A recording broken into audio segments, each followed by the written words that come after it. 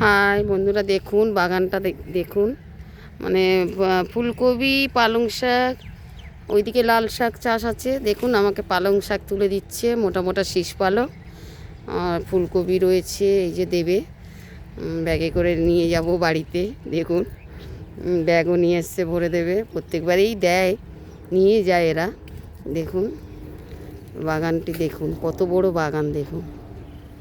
এই যে দেখেন, দূর দূরে শুধু সবজি চাষ। এখানে দেখুন, শুধু এখানে ফুলকপি চাষ আছে এখানে, আর শীষ পালং। দেখুন বন্ধুরা, এই যে দেখুন সব তুলছে। ওটা আমার বড় ননদ, দেখুন। এটা জ্যাঠতো তো ননদ, এইটা দেখুন, ওটা আমার বড় ননদ। বাগানের কাজ টাজ করে তো এরা, দেখেন। এই দেখুন দিচ্ছে,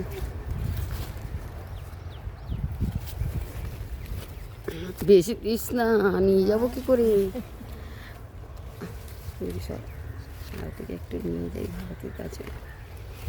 বন্ধুরা দেখুন, শুধু লাল শাক চাষ। এই দেখুন বাগানে এলাম আমি, দেখুন মানে সব জায়গা সবজি। এখানে পা দেওয়া যাচ্ছে না, দেখুন পুরো। দেখুন বন্ধুরা, ও তুলছে। বাড়িতে একটু তাকা এদিকে। এই দেখুন আমার বড় ননদ, এটা। হ্যাঁ, এই যে আমার বড় ননদ এরকম করে হাই করছে। দেখুন আমার বড় ননদ খুব কষ্ট করে এরা সবজি চাষবাস করে। দেখুন কত বড় বাগান দেখুন। এই দেখেন আমার জ্যাঠতো ননদ কী করছে দেখুন। দেখুন ও আমার সঙ্গে এসছে, আমার বাড়ির পাশেই থাকে। দেখুন ও তুলছে পালং শাক।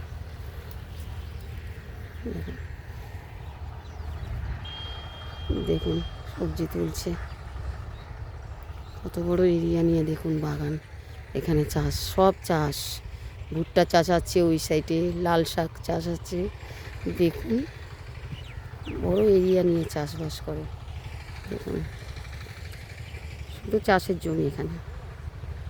দেখুন খুব ভালো লাগে এইসব চাষে। দেখুন এখানে বিনসও হয়েছে, বিনস গাছ আছে। এই যে মানে মধ্যিখানে সব রয়েছে।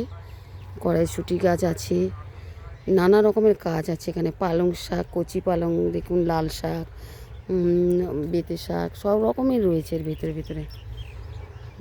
দেখুন আমার জন্য লাউ ডাঁটা নিয়ে আসছে, আমি ভালোবাসি বলে। মোটা নেই লাউ ডাঁটা, সরু মতো লাগছে।